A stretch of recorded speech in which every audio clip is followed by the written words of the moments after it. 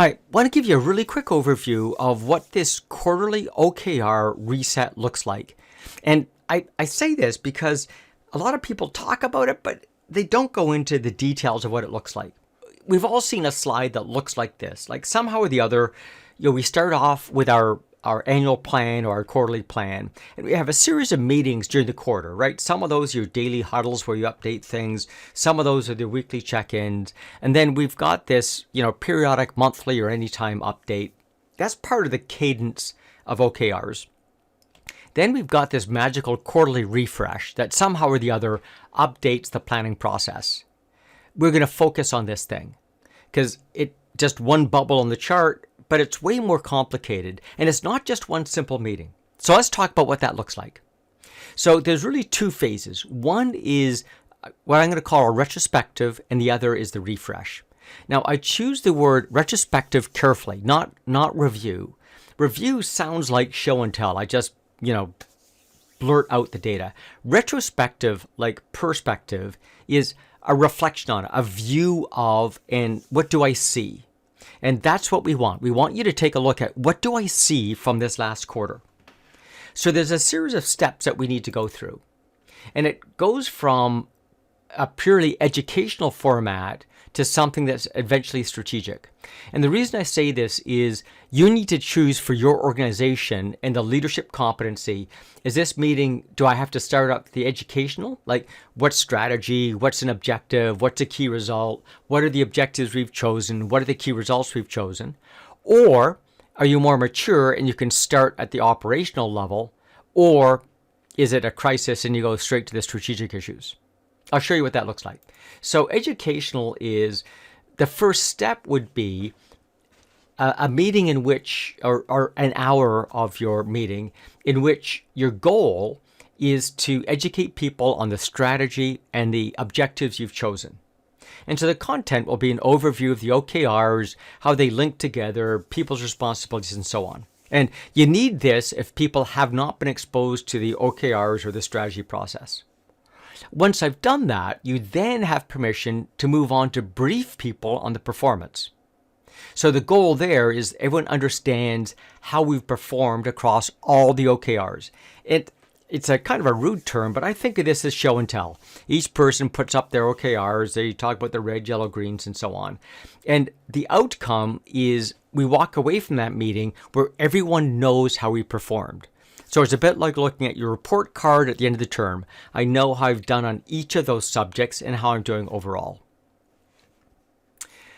The next step is to provide focus, right? OKRs is all about focus. I know you've got 12 corporate objectives, but what are the top 3? And what we want to do is have a conversation about those top 3. So the goal is to get people focused on the critical elements of this quarter. And so we probably want to drive into far more detail about those 3 elements. Now, what I said at the beginning is sometimes if your team is already up to speed on OKRs and they've actually done their homework and looked at your OKR solution, you can actually start the quarterly refresh at this point. In other words, the quarterly refresh starts off with 3 slides, one for each of those critical elements. And we'll talk about what those slides look like in a second.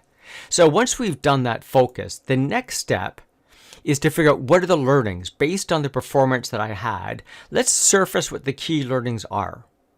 And part of that is the owner of those objectives presenting them, but the rest is reflecting on it. And the idea is let's have a conversation about what we've learned this quarter. And then finally, based on that, what I'm going to call feed forward. I love this term. So feedback is, at the end of the quarter, you give someone feedback, and that's all about what happened, and it's looking at the history. Feed forward is the opposite. Based on what we saw, what are ideas of what that would mean for the future? And that's super important. This isn't meant to be planning. I've chosen not to use the word planning because planning begins to commit you to stuff. Feed forward is things like we're having better progress in Europe, or product alpha is not going as we expected. So those are things that we need to know in order to stage set for next quarter. So by the end of the retrospective, we all understand how we're performing and have some ideas about what this means for the next quarter. We're done the retrospective. Now, I would like to say this ends, let's say, Monday evening.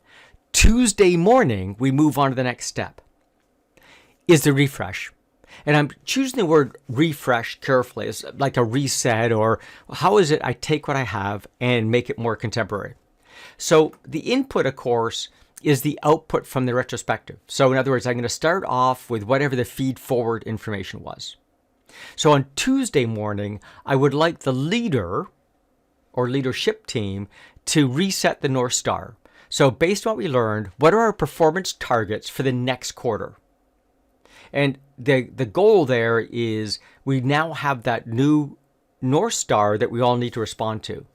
So I'd give the team a week. And what I want them to do is to refresh their objectives. So based on what the feed forward was and what these new targets are, I want you to refresh the objectives working with your team.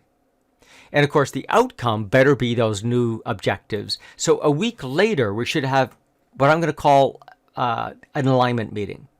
And what we want to do is, again, maybe something like show and tell, where each department presents what their objectives and key results are based on the feed forward and the North Star.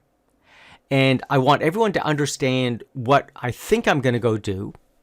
And we should get some agreement on the collective actions so that by the time we're done, we have a rough understanding of what everyone's doing, and that allows us to reach an agreement. These are almost service level agreements across each department to say, based on what we learned, we're going to move this product launch forward. Based on what we learned, we're going to add more people to the customer success team, etc.